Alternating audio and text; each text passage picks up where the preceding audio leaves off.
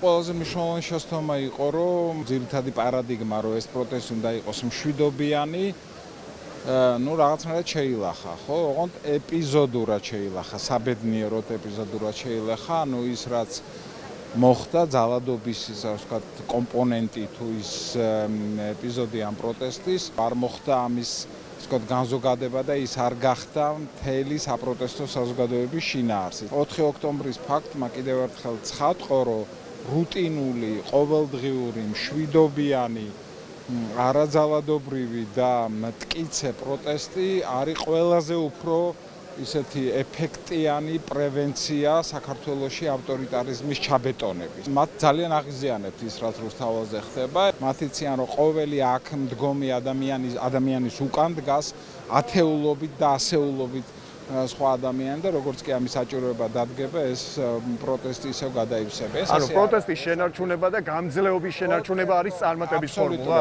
აბსოლუტურად. პროტესტის შენარჩუნება, პროტესტის გაძლიერება, შესაძლოა გაფართოებაც კი. გაფართოებაში შეიძლება ვიგულისხმოთ სხვა პარტიების დაბრუნება პროტესტშიც, ვინც არჩევნების გამო ამ საზოგადოებასთან ასე ვთქვათ კონფლიქტშია ამ ეტაპზე. კომპონენტის ჩართვა ამ პროტესტში ძალიან მნიშვნელოვანია.